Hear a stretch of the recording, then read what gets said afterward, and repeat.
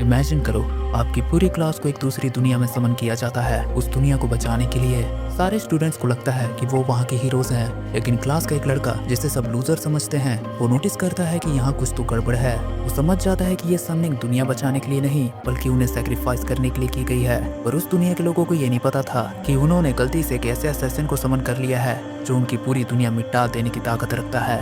तो कहानी शुरू होती है एक बिल्कुल नॉर्मल हाई स्कूल से। यहाँ हमारा मेन कैरेक्टर है अकीरा, एक आम लड़का जो बिल्कुल चुपचाप रहता है, जिसका स्कूल में कोई खास दोस्त भी नहीं होता। क्लास में सारे स्टूडेंट्स को ये भी नहीं पता होता कि अकीरा एग्जिस्ट भी करता है।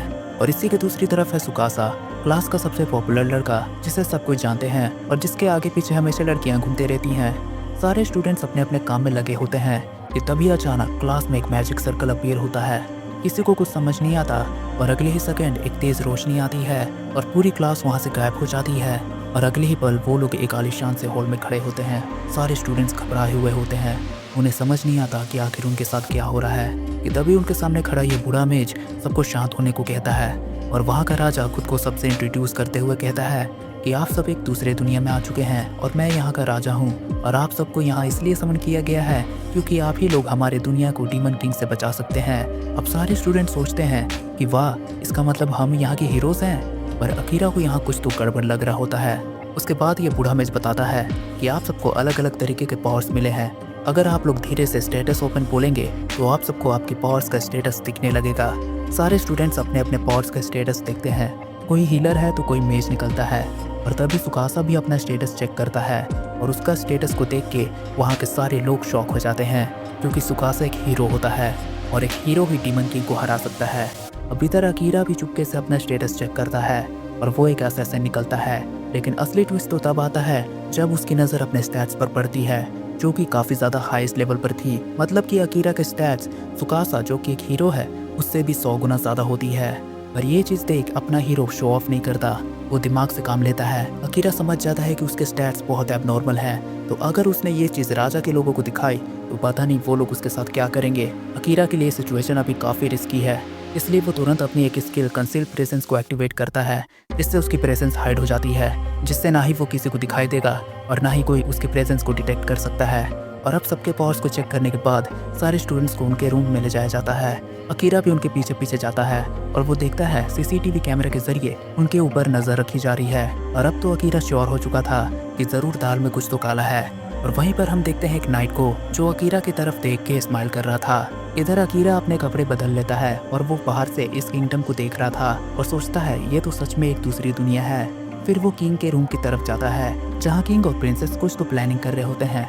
तब अकीरा अपनी कंसील्ड प्रेजेंस एक्टिवेट करके किंग को मारने वाला होता है, पर वो ऐसा नहीं कर पाता क्योंकि वो एक स्टूडेंट है, उसने आज तक किसी की जान नहीं ली है। और फिर अकीरा वहाँ से चला जाता है। और अब इसके बाद अगले दिन का सीन दिखाया जाता है जहाँ पे आज से सबकी ट्रेनिंग स्टार्ट होने वाली है और उन सबको ट्रेन करने वाला है ये नाइट जिसको हमने पहले देखा था। ये सबको अपने इंट्रोडक्शन देता है कि मेरा नाम है सैरन मित्रे और मैं रॉयल नाइट का कमांडर हूँ और मैं ही तुम सबको ट्रेन करूँगा। उधर अकीरा एक कोने से सारी बातें सुनता है और वहाँ से चला जाता है। सैरन अकीरा को नोटिस कर लेता है और वो जीले को ऑर्डर देके अकीरा के पीछे चला जाता है। सैरन अकीरा से पूछता है क्या तुम कुछ ढूंढ रहे हो। अकीरा एकदम हैरान हो जाता है कि आखिर ये मुझे कैसे देख पा रहा है, मेरी स्किल तो अभी भी एक्टिवेट है। तब सैरन बताता है कि वो जानता है कि अकीरा कंसील्ड प्रेजेंस स्किल का यूज़ कर रहा है, पर वो उसे इसलिए देख पा रहा है क्योंकि सैरन की आंखें दरअसल मिस्टिकल आइज हैं और वो अकीरा के बारे में किंग या प्रिंसेस किसी को नहीं बताएगा। तब अकीरा पूछता है तुम आखिर ऐसा क्यों करोगे। तब सैरन बोलता है ये थोड़ा कॉम्प्लिकेटेड है। अकीरा को भी उसमें कोई बुरा इंटेंशन फील नहीं होता। इसके बाद दोनों बातें करने लगते हैं। तब सैरन अकीरा से पूछता है कि आखिर तुम सबसे छुप क्यों रहे हो। तब अकीरा उसे सारी बातें बताता है अपने स्टैट्स के बारे में। सैरन बोलता है तुम्हारे स्टैट्स तो सबसे फर्स्ट लेजेंडरी हीरो जितने हाई हैं। पर तभी अकीरा कहता है हाँ मेरे स्टैट्स काफ़ी ज़्यादा हाई तो हैं पर मुझे उन पावर्स को यूज़ करना नहीं आता। तब सैरन बोलता है टेंशन मत लो क्योंकि अब से मैं तुम्हें ट्रेन करूँगा। तब अकीरा कहता है तुम मेरी मदद तो कर रहे हो पर बदले में मैं तुम्हें कुछ नहीं दे पाऊंगा। तब सैरन कहता है ट्रेनिंग के बदले में तुम मुझे अपने वर्ल्ड के बारे में बता दिया करना, वही मेरा फी होगा। इधर अकीरा सोच रहा था कि पहली बार मैं किसी से इतना खुलकर बात कर रहा हूँ और यहीं से सैरन और अकीरा की दोस्ती की शुरुआत होती है। सैरन अकीरा को इस वर्ल्ड के बारे में भी सब कुछ बताता है कि यहाँ ह्यूमंस और डीमंस के अलावा एल्फ्स और बीस्ट रेस भी एक्सिस्ट करते हैं। इधर दूसरी तरफ सबकी ट्रेनिंग शुरू हो जाती है और अकीरा की भी सीक्रेट ट्रेनिंग चल रही होती है। इधर ट्रेनिंग खत्म होने के बाद सैरन जीलो को बता रहा होता है कि अकीरा की दुनिया कितनी लाजवाब है। वहाँ कोई राजा नहीं और उसकी दुनिया में एक चीज़ है जो सारे लोगों को अपने मन चाहे जगह हवा में उड़ा कर ले जाता है। असल में वो एयरप्लेन की बात कर रहा था। तब जिले कहता है, अकीरा तो जापान से आया है ना? सैरन बोलता है, हाँ, वही जगह से जहाँ से सबसे फर्स्ट हीरो भी आया था। तभी वहाँ अकीरा भी आ जाता है। अकीरा सैरन को उसकी दी हुई बुक लौटाता है जो सैरन ने उसे पढ़ने के लिए दिया था। तब सैरन बताता है कि ये बुक उसने खुद लिखा है। तब अकीरा एकदम शॉक हो जाता है क्योंकि उस बुक में इस किंगडम के सारे काले करतूतों के बारे में लिखा हुआ था। तब अकीरा सैरन से पूछता है कि तुम इस किंगडम के रॉयल नाइट हो, तुम्हारा तो काम है रॉयल्टी को प्रोटेक्ट करना, तो तुमने इसमें रॉयल लोगों के करप्शन के बारे में क्यों लिखा?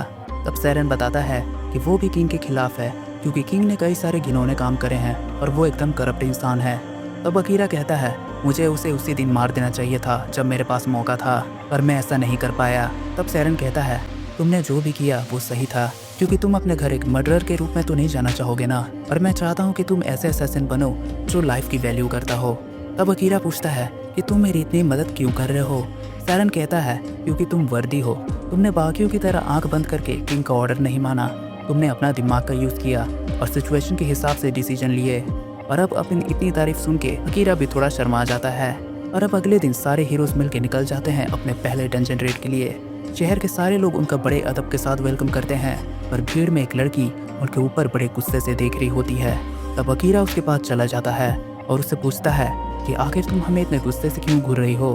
तब वो लड़की कहती है कि मैं गुस्सा क्यों ना करूं, सारे लोग तुम सबको ऐसे ट्रीट कर रहे हैं जैसे कि तुम सबको ही फरिश्ते हो, और तुम्हें ज़रा सा भी आइडिया है कि तुम सबको यहाँ समन करने के लिए हमें क्या सैक्रिफाइस करना पड़ा है? तब अकीरा पूछता है, आखिर तुम्हारे कहने का मतलब क्या है? पर वो लड़की बिना कुछ बोले वहाँ से चली जाती है।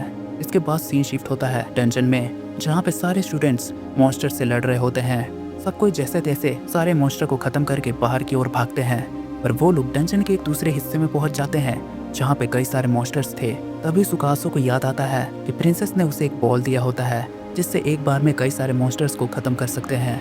सुकासा तुरंत वो बॉल उन मॉन्स्टर की तरफ फेंकता है। वो सोचता है सारे मॉन्स्टर अब खत्म हो गए हैं, पर जैसे ही धुआं हटता है उनके सामने एक मिनाटोर खड़ा होता है। अब वहाँ जिले और अकीरा भी पहुँच जाते हैं। जिले कहता है, आखिर एक मिनाटोर इस फ्लोर पे क्या कर रहा है? इधर सुकासा इंजर्ड हो चुका था। अकीरा उस मिनाटोर पे अटैक करता है और उसका ब्लेड चकनाचूर हो जाता है। अकीरा सुकासो को लड़ने से मना करता है क्योंकि वो काफ़ी इंजर्ड है, पर सुकासा कहता है, अगर मैं नहीं लड़ूंगा तो तुम सबको कौन बचाएगा? तब अकीरा कहता है, हम खुद की रक्षा खुद कर सकते हैं, आखिर हमने ट्रेनिंग किस लिए ली है? पर सुकासा तो काफ़ी अजीब तरीके से बिहेव करने लग रहा होता है। तब अकीरा सबसे पूछता है कि यहाँ कोई डिस्टेंटर है? तब एक लड़की उसके सामने आती है। अकीरा उसे सुकासा को प्यूरिफाई करने को कहता है क्योंकि उसके ऊपर कर्ज लग चुका था। और अब अकीरा सैरन के पास जाता है और उससे कहता है, हमें अभी उसे यूज़ करना पड़ेगा। तब सैरन बोलता है, क्या तुम रेडी हो? अकीरा कहता है, हाँ। और अब सैरन एक काफ़ी ज़्यादा पावरफुल स्पेल मिनाटोर पे यूज़ करता है और उस मॉन्स्टर के पीछे अकीरा अपना सीक्रेट एबिलिटी यूज़ करता है और वो कहता है, शैडो मैजिक एक्टिवेट, जिससे उसके चारों तरफ कुछ ब्लैक ऑरा टाइप आ जाता है जो मिनाटोर को अपने अंदर खींचने लगती है और उसे ख़त्म करके पूरी तरह निकल जाती है। ये देख वहाँ सारे लोग एकदम शॉक हो जाते हैं, पर तभी अकीरा का मैजिक कंट्रोल के बाहर चला जाता है और सैरन आके उसे संभाल लेता है। अब बाहर में सैरन अकीरा की तारीफें कर रहा होता है कि डंजन में तो तुमने सबकी होशी उड़ा दी है, और तुम्हारा वो शैडो मैजिक आखिर है क्या? मैंने आज तक वैसा कुछ नहीं देखा। तब अकीरा बोलता है, ये तो मुझे भी नहीं पता। इसके बाद सैरन अकीरा को एक कटाना देता है क्योंकि उसकी डैगर डंजन में टूट गई थी। सैरन बताता है कि ये कटाना सबसे फर्स्ट हीरो ने खुद बनाई है और उस कटाने पे इसका नाम भी लिखा हुआ है, पर वो उस पे लिखी हुई लैंग्वेज को नहीं पढ़ सकता। और अकीरा उसे बड़े आसानी से पढ़ लेता है क्योंकि वो जापानीज में लिखी होती है और उस स्वॉर्ड का नाम होता है God of the night blade. Akira इस स्वॉर्ड के लिए सैरन को थैंक्स कहता है। फिर वो उससे पूछता है कि सुकासा की हालत अभी कैसी है। सैरन बताता है उसके ऊपर एक बहुत भारी कर्ज लगा हुआ है जिसे हटाना काफ़ी मुश्किल है, और वो ये जानता है कि उस कर्ज को किसने लगाया होगा। इधर हम प्रिंसेस को देखते हैं, इसके सामने क्रिस्टल होता है और पता चलता है कि इसे ने सुकासे के ऊपर कर्ज लगाया है। वो क्रिस्टल के सामने कुछ चैंटिंग कर रही होती है कि तभी अकीरा अचानक वहाँ आके उस क्रिस्टल को काट देता है। प्रिंसेस बोलती है, आखिर तुम हो कौन? कि तभी अकीरा उससे पूछता है कि आखिर तुम ऐसा क्यों कर रही हो? ये तो विचेस का मैजिक है, इसे तुम कैसे जानती हो? तो प्रिंसेस कहती है कि मैं मैजेस्टी के ऑर्डर्स को फॉलो कर रही हूँ। और अकीरा फिर उससे पूछता है कि मुझे सब कुछ सच सच बताओ, पर वो एक ही चीज़ बार बार दोहराई जा रही थी जैसे कि उसे किसी ने हिप्नोटाइज कर रखा हो। तब अकीरा भी वहाँ से चला जाता है क्योंकि उसका काम हो चुका था, उसने उस क्रिस्टल को तोड़ दिया था। और इधर हम देखते हैं प्रिंसेस एक ड्रॉर खोलती है जिसके अंदर कई सारे क्रिस्टल्स थे और वो इन क्रिस्टल्स को सारे स्टूडेंट्स का नाम लेकर पुकार रही थी। इधर अकीरा सायरन से कहता है कि तुम सही थे, प्रिंसेस ने ही कर्स लगाया था।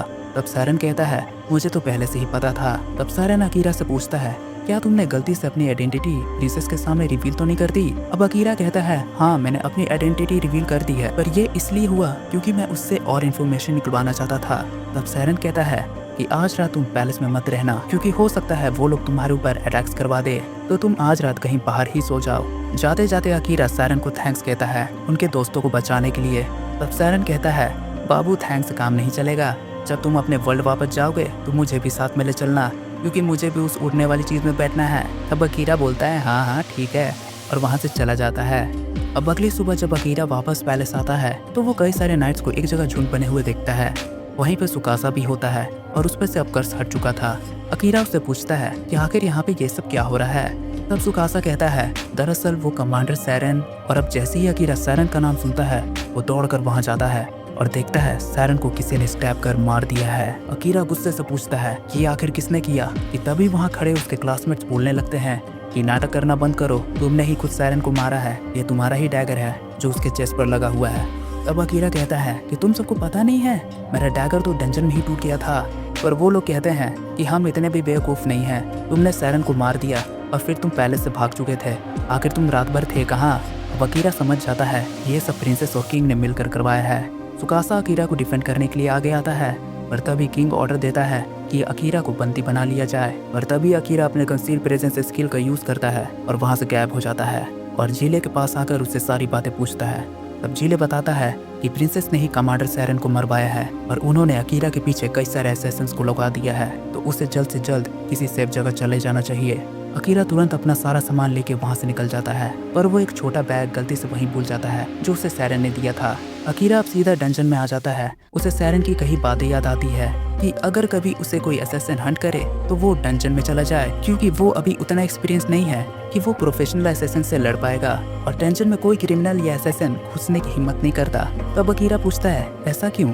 तब सायरन बताता है कि डंजन में बड़े खतरनाक मॉन्स्टर्स होते हैं जो पलक झपकते स्किल्ड फाइटर्स को भी खत्म कर सकते हैं, और अकीरा के लिए भी ये उतना ही खतरनाक हो सकता है, क्योंकि डंजन में उसका कंसील्ड प्रेजेंस स्किल बेकार है, तो मॉन्स्टर उसे कैसे भी ट्रैक कर ही लेंगे। पर डंजन में रहने का एक प्लस पॉइंट ये है कि वो मॉन्स्टर से लड़कर अपने स्किल्स को ड्रास्टिक लेवल पे बढ़ा सकता है, जिससे वो जब डंजन से बाहर निकलेगा तो वो पूरी तरह से एक एक्सपीरियंस्ड असैसिन बन चुका होगा।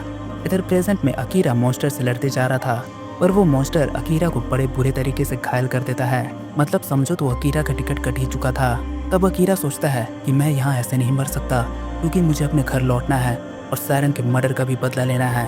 तब अकीरा अपने सबसे डेंजरस स्किल को यूज़ करता है, शैडो मैजिक, और एक सेकंड में उस मॉन्स्टर के टुकड़े टुकड़े हो जाते हैं और अकीरा की भी बॉडी के आर पार उस मॉन्स्टर ने अपना पंजा गड़ा दिया था, तो अकीरा भी मर ही चुका होता है। लेकिन तभी अकीरा के अंदर से किसी की आवाज़ आती है जो कहता है मास्टर काफ़ी ज़्यादा इंजर्ड है, उन्हें जल्दी से हील करना होगा, और तभी एक तेज़ रोशनी अपीयर होती है। इधर सीन शिफ्ट होता है सुकासा पर, जो सबसे कहता है हमें अकीरा को ढूंढने जाना चाहिए और उसकी मदद करनी चाहिए, क्योंकि जब हम सब साथ रहेंगे तभी हम डीमन लॉर्ड से लड़ पाएंगे, और सब लोग उसे इग्नोर मारते हैं। तब सुकासा सोचता है क्या इन सब पे वही कर्स है जिसके बारे में मुझे कमांडर जीले ने बताया था? तब सुकासा कहता है अगर तुम लोग नहीं चलोगे तो मैं अकेले ही जा रहा हूँ। कि तभी कियोस्के उसके साथ आने को कहता है, और साथ में और भी कई सारे स्टूडेंट सुकासा के साथ निकल जाते हैं। तब सुकासा उनसे पूछता है कि तुम सब मेरे साथ क्यों आए? तब यूकी कहती है क्यों नहीं आए, आखिर हम सब फ्रेंड्स हैं। तब सुकासा पूछता है क्या तुम सब पे कर्स नहीं लगा? तब यूकी बताती है कि वो एक डिस्टेंटर है तो उस पर कोई कर्स नहीं लग सकता। तब कियोस्के भी बताता है कि उसने रात में किसी के कमरे में जाकर एक ड्रॉअर से कई सारे क्रिस्टल को तोड़ दिया था, पर उसने ऐसा क्यों किया उसे नहीं पता, और वो उस कमरे तक कैसे गया वो भी उसे ढंग से याद नहीं है। सुकासा समझ जाता है कि उन क्रिस्टल के टूटने से ही उन सब पे से कर्स हटा है। और आप सबको मैं बता दूं कि कियोस्के ने जो उन क्रिस्टल को तोड़ा वो सब कमांडर जीले ने ही करवाया होता है अपने मैजिक का यूज करके। इधर कियोस्के सोच रहा होता है कि अगर वो कर्स नहीं होता तो वो अकीरा को बचा सकता था। और तभी हम एक फ्लैशबैक देखते हैं जहाँ कियोस्के अकीरा से मिलता है। अकीरा अपने जॉब के बारे में सीक्रेट रखने को कहता है क्योंकि उसकी छोटी बहन उन्हीं के स्कूल में पढ़ती है, तो अगर उसे ये बात पता चला तो वो खामखा टेंशन लेगी। कियोस्के बोलता है वो किसी को ये बात नहीं बताएगा, और उसकी भी छोटी बहन उन्हीं के स्कूल में पढ़ती है और दोनों के सिस्टर एक दूसरे के फ्रेंड्स भी हैं। इधर वापस सीन शिफ्ट होता है प्रेजेंट में, जहाँ अकीरा को होश आ जाता है। वो सोच रहा था आखिर वो जिंदा कैसे बच गया, उसके सारे इंजरीज कहाँ गए, उसके तो तीनों रिब्स टूट चुके थे। फिर वो अपने स्टेटस चेक करता है जिसमें उसका लेवल बहुत बढ़ चुका था और उसका HP भी फुल हो गया था।